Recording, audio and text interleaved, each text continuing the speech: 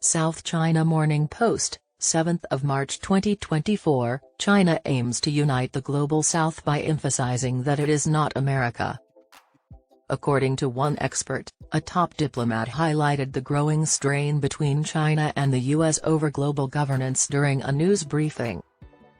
Wang Yi's rhetoric is perceived as intended to challenge the U.S.-led West, but an observer notes that essential points are yet unaddressed. In its ongoing conflict with the United States, China has once again attempted to project an image of a responsible global power. It has also promised to support the Global South, which has collapsed due to Chinese hegemonic actions. Leading diplomat Wang Yi made the most recent attempt on Thursday during a meticulously planned news conference outside the National People's Congress. According to him, Beijing's diplomatic goals for this year are to strive for revitalization with the Global South, join hands with its neighboring countries for progress, and maintain stable relations with major powers. He stated, China will work to provide more Chinese solutions to global issues and hotspots in the region, opening up new opportunities for the world with its development. Wang covered a broad range of topics, primarily related to relations with other nations. Still, analysts noted that a big takeaway was how China saw its place in the world going forward, given its growing rivalry with the U.S. The foreign minister stated that nations shouldn't be grouped solely based on their perceived strength and that some powers shouldn't have exclusive control over international affairs. He declared China's support for an inclusive economic globalization that benefits all and for a multipolar world that is equal and orderly. He declared, it is unacceptable that some countries must be at the table while others can only be on the menu, and it is impermissible that those with the bigger fist have the final say. The statement made by U.S. Secretary of State Antony Blinken last month that if you're not at the table in the international system, you're going to be on the menu seemed to be addressed directly in that way. Wang reaffirmed Beijing's commitment to advancing high-quality Belt and Road cooperation despite China's economic difficulties, calling it an engine for the common development of all countries and an accelerator for the modernization of the whole world. Wang repeated statements made at the Central Conference on Foreign Affairs work behind closed doors late in the previous year, which stated that despite high winds and choppy waters, China had strategic opportunities to increase its international influence, appeal, and power. Wang declared, China will persist in being a force for peace, a force for stability, and a force for global advancement in the face of complex turmoil in the international environment.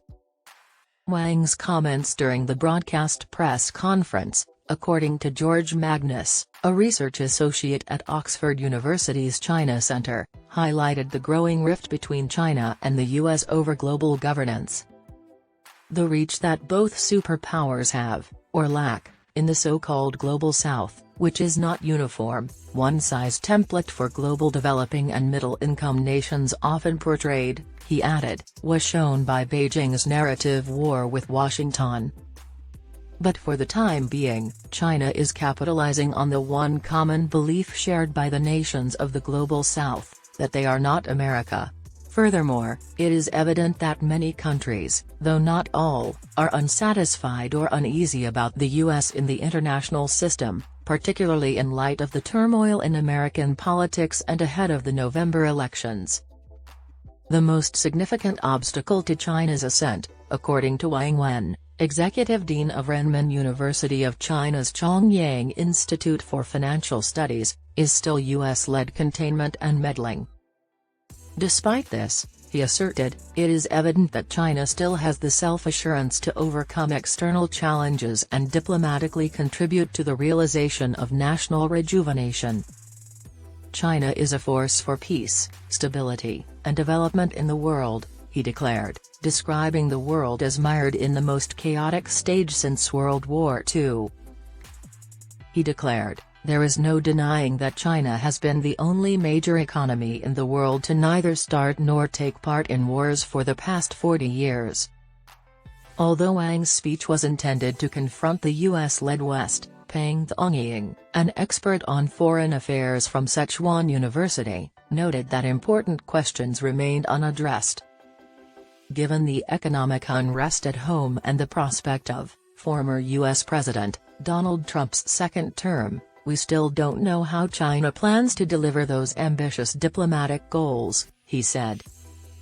According to Shen Dingley, an international relations expert based in Shanghai, Beijing should exercise caution when discussing its aspirations to lead the Global South. This could provoke mistrust from other growing countries. Additionally, he stated that some people, particularly the China hawks in the West, would interpret China's attempts to position itself as a rival to the U.S. as a move to overthrow or contest Washington in the current global order. Magnus concurred, pointing out that Beijing would find it difficult to coexist with other nations who do not share its national goals and narratives despite its talking points about a multipolar world. For example, an India more aligned with the US could not easily integrate into China's orbit. He explained that China's governance system was central to the multipolarity system,